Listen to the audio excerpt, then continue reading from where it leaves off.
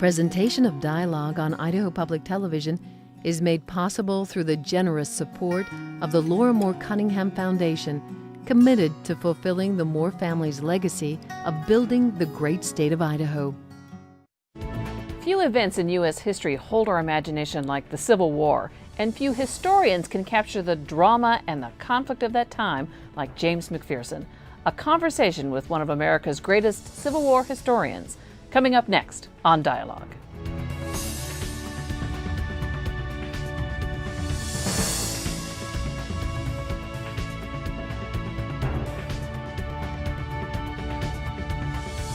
Hello, I'm Joan Cartan Hansen. Thank you for joining us here on Idaho Public Television, on the World Wide Web, and on public radio stations. James McPherson is indeed one of America's greatest Civil War historians. His book, Battle Cry of Freedom, won the Pulitzer Prize in 1989. He's authored dozens of books and articles and fights for the preservation of Civil War battlefields. The National Endowment for the Humanities named him the Jefferson Lecturer in 2000. I had a chance to sit down with a conversation with James McPherson when he was in Idaho speaking to the Idaho Humanities Council in Coeur d'Alene. Thank you, sir, for joining me. I appreciate you being here. Well, I'm glad to be here. Let's start off by talking about that we're marking the 150th anniversary of the Civil War. Why does the Civil War still matter in the United States today? Well, I think it still matters because so many of the issues over which that war was fought are still very resonant in American society today. The issue of race and race relations, at that time it was slavery, but with the abolition of slavery it raised the new question of what would be the status of the freed slaves. Out of the Civil War grew the famous Reconstruction Amendments, 14th and 15th Amendments, which still underlie many Supreme Court decisions today on race, but on a good many other matters as well. Also, the relative balance between the federal government and the powers of the federal government and states, that's very much a live issue in American politics today, and that was also a major part of the Civil War. The experience of the Civil War vastly strengthened the United States government at the expense of the states, but that's something that has remained very much a live issue ever since and has reemerged as a controversial issue today. Regionalism in American society and in American politics. In the 1860s, the regions were the North and the South, the United States and the Confederate States of America, but the conflicts between the interests and the politicians from various regions in the country still are a major part of American politics today. They don't necessarily threaten to lead to war today as they did in 1861, but they can sometimes generate some pretty inflated and militant rhetoric.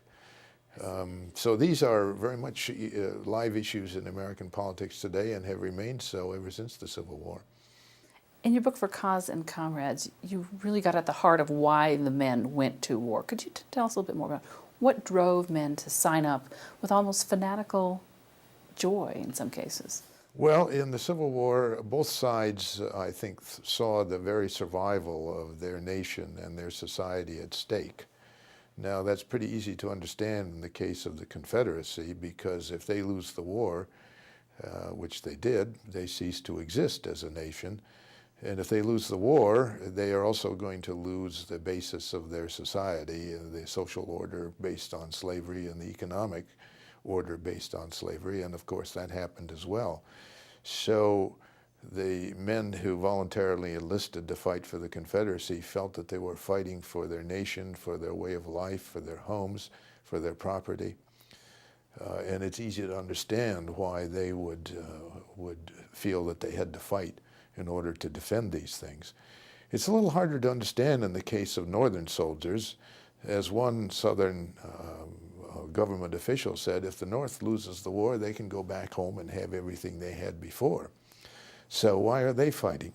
Well, Northerners did not think they would have everything they had before. They wouldn't have a nation, because the nation would have been divided in two. It would have become the disunited States, not the United States. They felt that if the Confederacy could get away with seceding and forming an independent nation, It would create a fatal precedent whereby any disaffected regional minority could call on that precedent and secede in the future if they didn't like who was elected president of the United States. They saw it as a defiance of democracy, of majority rule. They didn't like who had been elected president, so they decided to leave.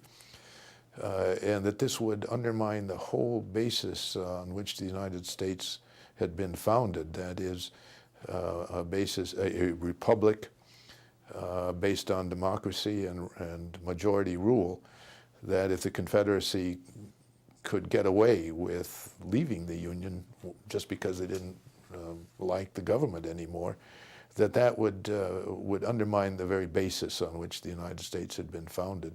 That's a more abstract kind of commitment than defending your home and your property and your way of life, but it clearly mattered to the northern people. They said these people are traitors against the best government that has ever been established, and we can't allow them to get away with it.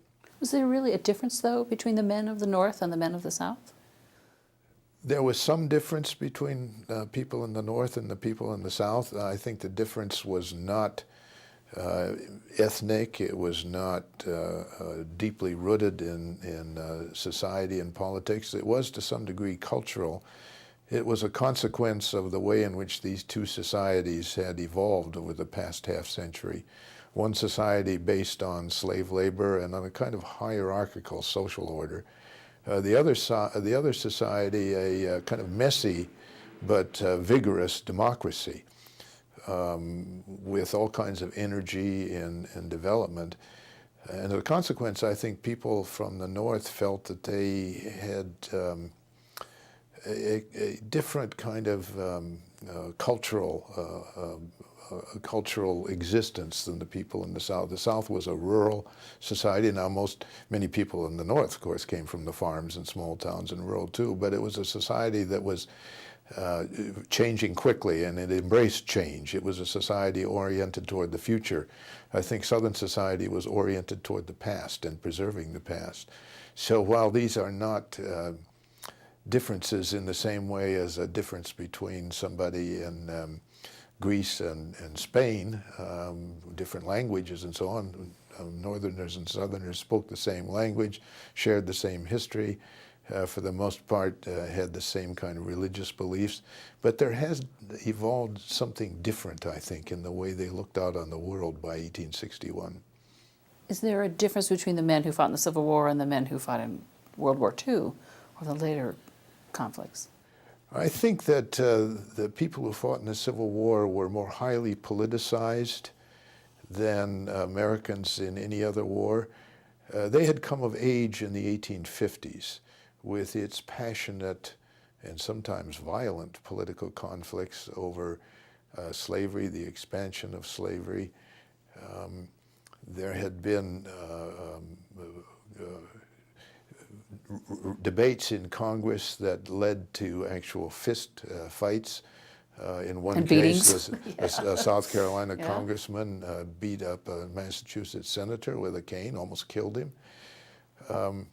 And so the soldiers who fought in the Civil War, who were mostly in their 20s, had come of age in this era, this decade of passionate and highly partisan politics. And so they were really geared up when this political conflict evolved into a military conflict in a way that I don't think was true for soldiers, for example, in World War II or World War I. When the war is taking place thousands of miles away, it's a war with another country. It's not a war in which they had already been kind of acculturated to the nature of the conflict through their political experience. Why do you think Lincoln, I mean, giant topics on you, why do you think Lincoln so fascinates people? It's been said that more has been written about Lincoln than almost any other human being on earth except for Jesus. Well, Lincoln is fascinating, I think, because of the story of his life. Born to illiterate parents on a frontier in a log cabin, rising through mostly self-education, a self-taught lawyer, clearly a product of a highly mobile and democratic social order, who emerges as president and faces the most serious crisis that any American president has ever faced, the actual disruption of the nation and two halves of the nation going to war against each other. This is a story of drama, of conflict, of eventual triumph, and then tragedy at the end, when Lincoln is assassinated at the very moment of victory. I think that if he had not been assassinated, we would still find him one of the most important and fascinating American presidents, but the tragedy that culminated in his victorious rise from nothing to president and commander-in-chief in a victorious war gives it a kind of drama that has really not existed for any other American, probably. Well, he was one of the few presidents, the only president, who had essentially a war his entire term in office. That's right. The very next day after his inauguration, Lincoln found a note on his desk from Major Robert Anderson at Fort Sumter saying he could hold out for only a few more weeks, so what should he do? So Lincoln has to make a decision at the very beginning of his administration, a decision that leads to war. And the war in some ways is still going on when he's assassinated in 1865.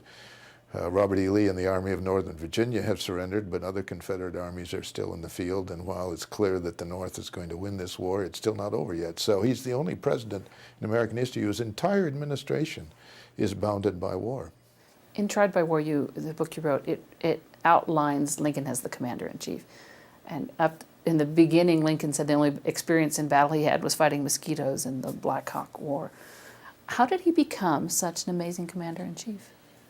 Lincoln was very much an autodidact. He had taught himself law in the 1830s, mainly by reading Blackstone's commentaries and other law books. He read law with a lawyer, but he was mostly self-taught. He had only had a year of schooling, so he learned to read by reading the Bible, by reading Aesop's Fables, by reading other books that somebody would have around in a frontier society. He had once taught himself Euclidean geometry just for mental exercise. So he was accustomed to immersing himself in a problem and trying to master all of the dimensions of that problem. And that's one of the things that he did in the early months of his presidency, was to teach himself what he needed to know as commander-in-chief. He borrowed books on military strategy and history from the Library of Congress. He sat up late at night burning the midnight oil to read those books. He observed the mistakes as well as the successes of his own generals and of the enemy's commanders and learned from that. He was really very adept at learning what needed to be known in order to master a problem. And I have to confess, I listened to Tried by War. I had the audiobook instead of the thing. But as I listened to it, I was increasingly frustrated why Lincoln didn't just fire McClellan. I mean, I realized there was the politics involved in it, but he was obviously totally frustrated with the man. Why didn't he just get rid of George McClellan earlier? Well, I think McClellan had two powerful constituencies that made it difficult for Lincoln to just move against him as quickly as we think, reading back, he might have done because of his frustration with McClellan's defects and McClellan's failure to do anything. Those two constituencies were the Northern Democrats, who were strong McClellan supporters and whom Lincoln was trying to keep on his side in the war effort, and the Army itself, the soldiers itself. McClellan was popular among the soldiers, and to have removed him from command creates a real morale problem for the Army of the Potomac. That being said, Lincoln did consider seriously removing McClellan before he finally took that measure. After the failure of the 7 Days Campaign and McClellan was driven away from the gates of Richmond back to his base at James River in July of 1862, Lincoln actually approached General Ambrose Burnside, who had been quite successful in a number of minor battles, but nevertheless demonstrating a great deal of professional competence in North Carolina, and explored with Burnside, this is on July 23rd, 1862, the possibility of becoming commander of the Army of the Potomac. Burnside said, no, I think you ought to give McClellan another chance. He's the ablest man you have. Well, he may have been able, but Lincoln was already frustrated with his inability to put that competence to work. And then after McClellan had failed to come to John Pope's support during the Second Battle of Bull Run and had actually disobeyed orders, Lincoln again on September 2nd explored with Burnside, becoming commander of the Army of the Potomac. Again, Burnside said, no, I don't think you should do that. And so Lincoln, who realized that the morale of the Army was really at very great risk at that time. It was one of the lowest points, I think, in the war for the morale in the Army of the Potomac, that McClellan was the only one who could really restore the morale. And McClellan did that.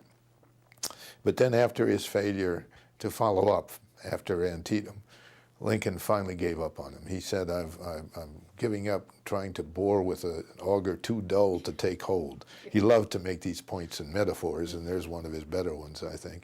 And he finally does fire McClellan, and there is a fallout from that. A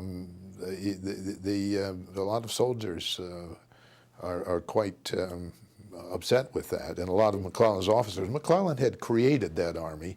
It was his army as much as it was Lincoln's army, and so Lincoln is taking a very great risk in removing him. Didn't he point to the Army of the Potomac and say, who are these people? No, they're McClellan's bodyguards. Yes, that's right. He once told a friend that this is McClellan's bodyguard. In reading through the book, you go through all the times when Lincoln, his commander-in-chief, placed an order and it wasn't followed through, or it was delayed by days, therefore making it not. We can see through hindsight that Lincoln was right, but were there factors that these generals knew in the field that Lincoln didn't know? Are we siding with Lincoln just because he's Lincoln? I think to some extent we're siding with Lincoln because he's Lincoln, and Lincoln has this aura about him. But I think what's going on here is what goes on in any bureaucracy. The person at the top of the bureaucracy can make a decision and give an order, but then to get it carried out through the various levels of the bureaucracy, and an army is a bureaucracy, maybe it's the most bureaucratic kind of institution, is very difficult. And other presidents have found the same thing to be true. And indeed, Karl von Clausewitz, who was a Prussian military officer in the wars against Napoleon, and then became an expert writer on military strategy, and wrote a famous book in 1830s called Vom Kriege, on war, which is still taught in military academies around the world. He developed a concept of friction in military operations, and this is an example of friction. You can give an order, but getting it carried out at several levels and on the ground itself suffers from the friction of the way these institutions work. And Lincoln was enormously frustrated about that, but I think that probably Barack Obama has been equally frustrated by some of the decisions he's ordered that haven't been carried out, not just military, but others in the government bureaucracy. Well, that leads me to, we had a viewer question come in to ask. He had read Hedrick Hertzberg in the New Yorker contended that Lincoln was able to accomplish a lot as president because he didn't have the South to contend with in Congress. And the question was, which would have been harder for Lincoln to fight, the South in the battlefield or the South in the halls of Congress? Well, if the Southern states had not seceded, they would have still been able to block a number of initiatives of Lincoln. It's not clear whether the Republicans would have controlled the House after the 1860 election. It depends on what some of the representatives from border states would have, whether they would have supported Lincoln or would have remained loyal to the Southern Democrats. But they would have controlled the Senate. They still had the Supreme Court. So if the South had remained in the Union, the Lincoln administration would not have been able to carry out many of its policies. But by leaving the Union, they left the Republicans in more than a two-thirds majority in both the House and Senate, and they were able to not only pass the kinds of measures necessary to carry on the war, but all kinds of other legislation that had been blocked for years. Could you list a few? Well, one of them was the Homestead Act of 1862, which had come up before, but had either been blocked in the Senate by Southern Democrats, or in one case it had actually passed, but then been vetoed by President Buchanan, a Democrat who was beholden to the Southerners. The Morrill Land-Grant College Act, which created the land-grant college, was passed in 1862. The Pacific Railroad Act, which extended, built the Transcontinental Railroad, that had been debated ever since the middle 1850s. And there had been all of this controversy about whether it should take a southern route, a northern route, a middle route. It had been blocked by Southerners because they feared that it would strengthen the ties of the West Coast to the northern states. All of these were now passed in 1862 as a consequence of the Southerners having left the Congress, having left the Union. Another viewer sent in a question, wanted to know if you could comment if you thought Mary Surratt was guilty or innocent in the conspiracy theory. And I'd also like to toss in Samuel Mudd, so let's start with Mary Surratt. Well, I think Mary Surratt was guilty. She ran the boarding house where this conspiracy was planned. She was very close to Booth. Booth had actually given her instructions to take rifles and whiskey to the village of Surrattsville, which turned out to be on his escape route. I think she knew what was going on. Her son was closely involved, and while he left and went to skedaddle to Canada during this, so he was not actually there when the plot was carried out, I think she was much more knowledgeable than she claimed when she was tried for this. Mudd, I think, also, as one historian of this of the assassination conspiracy said, his name is still Mudd. That's where that expression comes from, by the way. He had known Booth before, and he actually lied when he said he had not known who he treated when Booth stopped at his farm to get his broken leg set, because he had known Booth. He was an accessory after the fact, not an accessory before the fact. But I think he was aware when he treated Booth, or very soon after, that Booth had assassinated the president, and he did not tell anybody, and then lied about having known Booth. So the Mudd family has fought for years to fought for years to try to claim his innocence, but I don't think that they really. I think most of the scholarship now on the assassination believes that both Mary and Samuel Mudd, Mary Surratt and Samuel Mudd, were in fact guilty as charged. Now that's not necessarily. Mudd, of course, was imprisoned and not executed. That's not to say that Mary should have been executed. And in fact, the military tribunal that tried and convicted her, a majority of them actually signed a petition to the president asking the president to commute her sentence to life imprisonment. And there's some controversy about whether President Andrew Johnson actually saw that petition. He claimed he didn't. Joseph Holt, the adjutant general, claimed that he had shown it to Johnson. So that's another controversy. But Johnson said she kept the house that, she kept the nest that hatched the egg. And so whether or not he saw that petition, he approved her execution. In all your research, have you come across a figure in the Civil War history that was prominent or played an important role that most of us don't know about? Or doesn't get the credit that he or she deserves? Well, I guess, I'd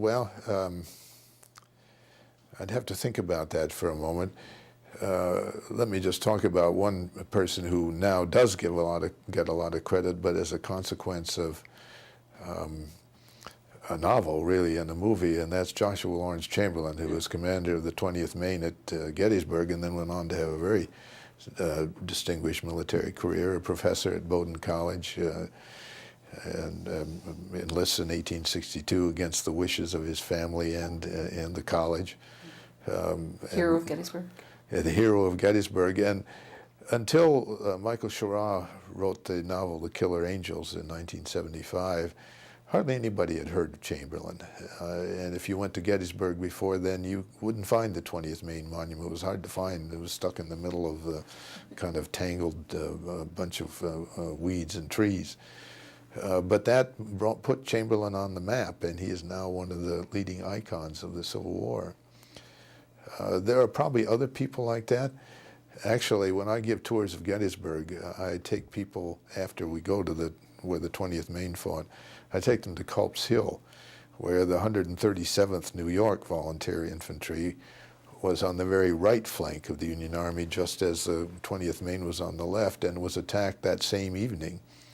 And its commander performed in the same kind of effective and heroic way as Chamberlain, and the regiment did pretty much what the 20th Maine did.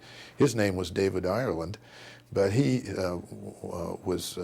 died with disease the next year, and so he didn't live to write as much as Chamberlain did, and nobody ever wrote a novel about him. So he's somebody who probably deserves the same kind of acclaim that Chamberlain, but hardly anybody has ever heard of him, unless they take my tour at Gettysburg. Well, I'd love to do that someday. We only have about 30 seconds left, and I want to end this interview with a little bit about yourself. What is it about history that became your passion? I think history is important if we're to understand who we are in this world today. If we had amnesia and woke up one morning and didn't know anything about who we were, we couldn't function as human beings. If we don't know about our history, if we have a kind of historical amnesia about our society, about our country, and about the world, we can't operate effectively in that world in the same way that an individual with amnesia can't operate in his life. And what did history play to you? What was it in your world that decided that? Well, I became fascinated with history when I went to college and took a course in Western civilization, having never really been turned on to history in high school, but this really turned me on to trying to understand the way people confronted problems in the past as a way of understanding how we might confront them in our own world. Well, thank you, sir. I appreciate you joining us. Thank you. We have more information about James McPherson on our website. You'll also find our web extra conversation with him. Go to idahoptv.org and click on Dialogue. I also invite you to become a friend on Facebook or follow us on Twitter. Thanks for tuning in, and join us here next time for Dialogue.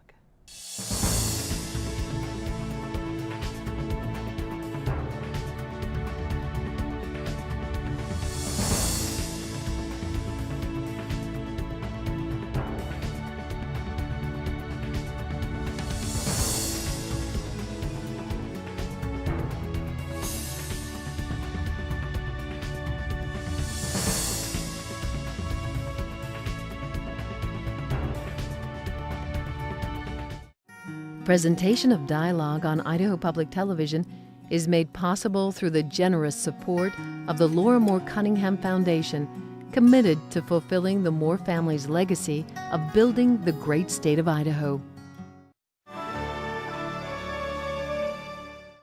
Check out our website, like us on Facebook, or follow us on Twitter.